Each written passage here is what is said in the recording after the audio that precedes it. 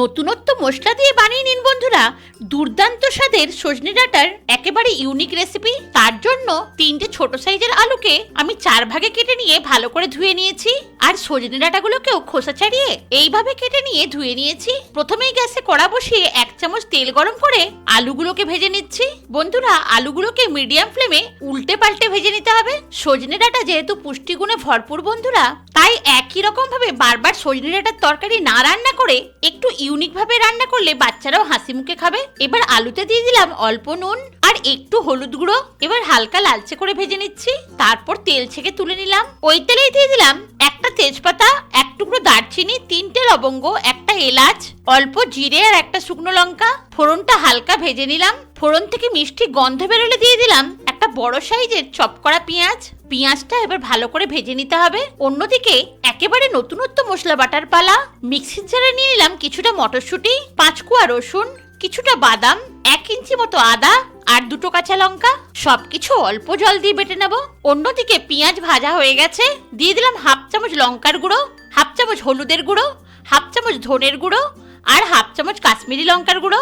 গুঁড়ো মশলাগুলো লো ফ্লেমে হালকা করে ভেজে নিতে হবে। তারপর দিয়ে দিলাম একটা কুচনো টমেটো আর পরিমাণ মতো নুন, যার ফলে টমেটোগুলো খুব তাড়াতাড়ি সফট হয়ে যাবে। এবার ঢাকা দিয়ে মশলাগুলো 1 মিনিট রান্না করে নেব, যার ফলে মশলা খুব ভালোভাবে মজে যাবে।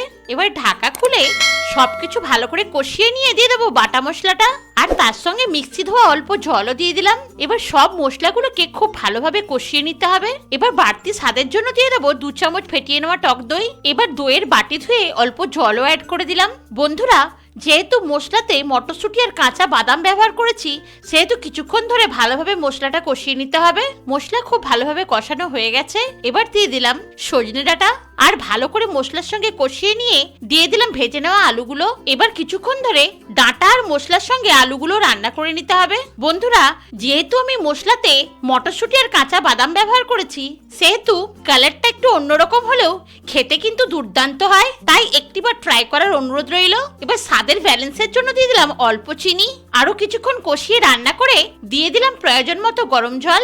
বন্ধুরা আপনারাও গরম জল দেওয়ারই চেষ্টা করবেন, কারণ ঠান্ডা জল দিলে রান্নাতে একটু জলসা ভাব এসে যায়, যার ফলে রান্নার টেস্টটা অনেকখানি কমে যায়। এবার ঢাকা দিয়ে 4 থেকে 5 মিনিট রান্না হতে দেব। 5 মিনিট পর ঢাকা খুলে দেখুন বন্ধুরা খুব ভালোভাবে আলু সেদ্ধ হয়ে গেছে। এবার ডাঁটাগুলো দেখে নেব। দেখুন বন্ধুরা ডাঁটাগুলো খুব ভালোভাবে সেদ্ধ হয়েছে, তার মানে রান্না আমার পুরোপুরি কমপ্লিট। এবার ঢাকা দিয়ে গ্যাস বন্ধ করে 5 মিনিট স্ট্যান্ডিং টাইমে রেখে দিলাম। তারপর পরিবেশন করে নেব। ভিডিওটি কেমন লাগলো কমেন্টে অবশ্যই জানাবেন।